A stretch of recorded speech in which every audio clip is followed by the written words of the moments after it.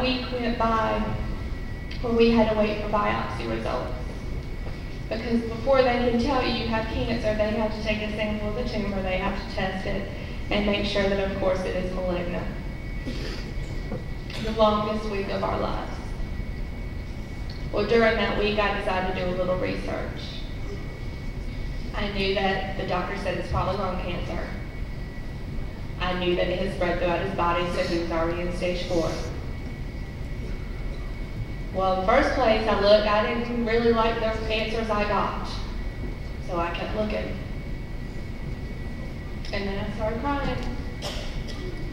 Because everywhere I looked, it told me I had a 5% chance that my husband would be here in 5 years. 5%. How do you beat an odd like that? 5% out of a 5% chance that by the time my son is 7, he might actually still have his daddy? I was devastated. When the results came that it is a malignancy and that he does have cancer, I guess we still kind of were living in our bubble, hoping that maybe just some miracle, it would be something else. But they called and told Justin, yes, you do in fact have cancer. Justin called me at the office where I again was. And I remember him telling me, I'm going to fight. I'm going to fight this with everything I have in me.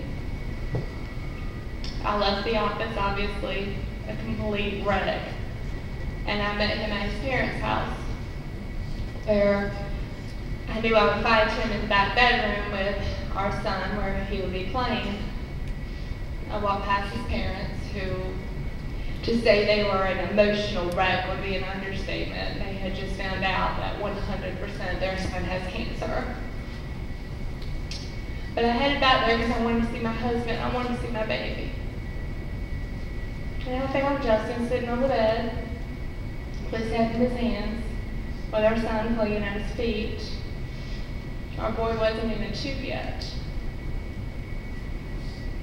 And I sat next to Justin, and he put his head on my shoulder. And to this day, I will never, ever forget what he said to me.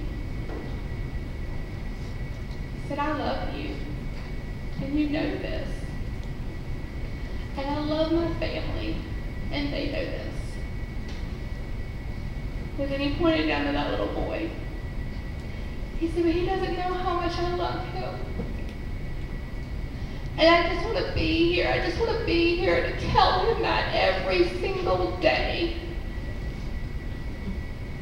Because the thought, just the thought of not seeing him grow up, scares the hell out of me.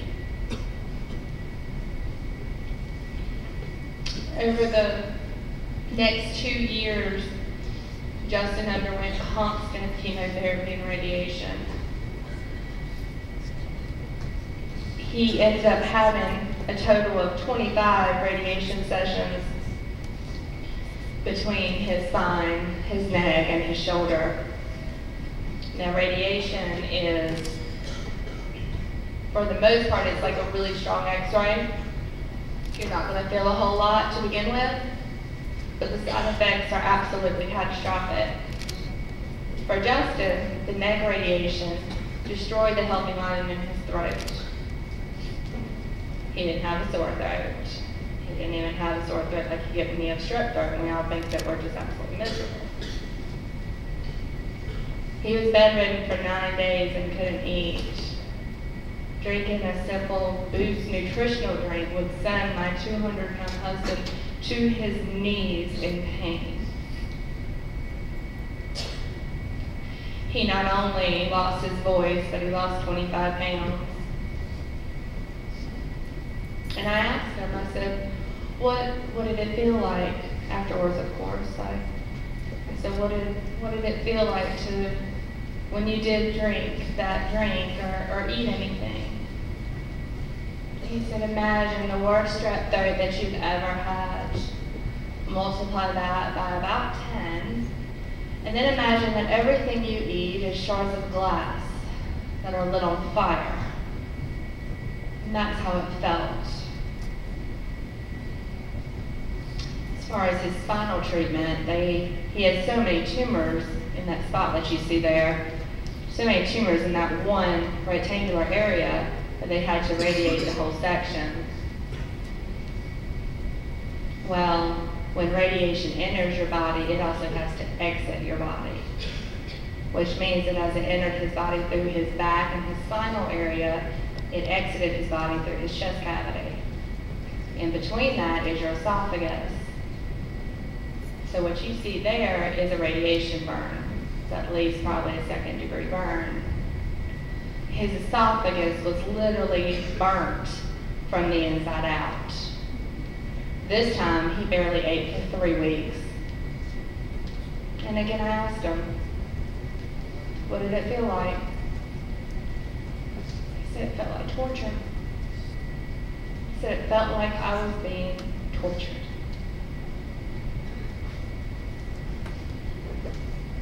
As far as chemotherapy, the 2 years that Justin fought this disease, he was on and off different types of drugs. He experienced every single side effect that you could think of when you hear that word chemotherapy. He had diarrhea, stomach pains, nausea, vomiting, hair loss. Now the difference is chemotherapy is going to enter your bloodstream either through an oral pill or through an IV. Radiation only works on certain target areas of your body. Chemotherapy works throughout. It's a shot in the dark. What chemotherapy works for one person with the same disease might not work for the next person. The more that I learned about cancer, the more that I learned why there is no cure.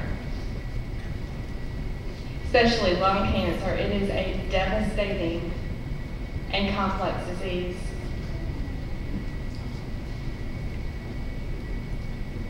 But Justin was lucky. He was able to find a chemotherapy treatment that he was able to ride out for 18 months. And during those 18 months, he went into remission. He heard those sweet words, no evidence of disease, which we thought was impossible. We thought we had been given a miracle, another chance at life. We thought that we had beaten it. But that's what cancer does to you. It puts you on a roller coaster. It gives you bad news, it gives you good news, then more bad news, and then more good news. For 5% of people, I guess they end up at the top of the good news. But for the other 95%, they end up at the bottom with just more bad news. Eventually, the cancer had moved to Justin's brain. When it came back with a vengeance. It was everywhere. Justin had left work one afternoon. It was about mid-October. He had just finished up 3 weeks of whole brain radiation. He was waiting at this point to start chemotherapy. We were trying to figure out our next game plan, our next move. When he left work that Friday, little did he know that he would never return. He came home that weekend. He had incredible stomach pain, so bad it was literally putting him to his knees. Saw his doctor. He was admitted to the hospital, did some scans, and they found out that a lymph node was so infected with cancer that it was growing so large, it was pressing on his bile duct. His whole GI system was backing up, so they placed a stent to open back up his bile duct, help his GI system work again. More good news, the stent was very successful. And I asked his doctors, Justin was having a really hard time at this point. I said, we have a trip to Disney World planned because we so desperately want to take our son to go see Mickey Mouse. And I asked his doctors, I said, can he make this trip? And Justin pushed and pushed and pushed and said, I'm going to go, I'm going. I'm going on this trip. His doctors advised us that Justin should rent a scooter so he didn't have to walk so much. And we took the trip. And it proved to be one of the best decisions we ever made. And also one of the worst. He looked so sick and so frail in that picture. Of course, as you can see, it was Halloween. There's my little handy Manny with him. And the picture you see there of the three of us is the last family picture we ever had taken together. We were there a week. And as we finished the last park, Justin went into breathing distress. He couldn't breathe. We called an ambulance. He was admitted to Duke Hospital. Well, he was admitted actually in Orlando. He was told that he had double pneumonia. So here we are in Orlando, 600 miles away from home. None of our doctors, no familiar faces. We're on vacation. We don't know anybody. They told him that maybe the pneumonia was something he picked up on the flight. Maybe he picked it up at Disney World. Because another thing that chemotherapy does is it kills your immune system. A common cold can kill you. Justin's mother and sister jumped on the next flight out. They came to Orlando because here I am in this foreign city with a 4-year-old and a sick husband. And I needed help, and they of course wanted to see their brother, their son. They were there a week, and Justin was improving every day. He was getting so much better. More good news, at the height of the roller coaster, doing great. We were told we're going to be able to go home soon. So they took their return flight back home, took my son with them back to North Carolina. Within 24 hours of the time they left, Justin went downhill, and he went downhill fast. And no one could figure out what was going on. No one could figure out why all of a sudden he was getting so much better. And then he was getting so much worse. That's what cancer does to you. Justin, at this point, was struggling to take every single breath. No matter what this hospital did, he could not breathe. And after being there for a few more days, I realized that if I don't get him back home to Duke Hospital, he's going to die here.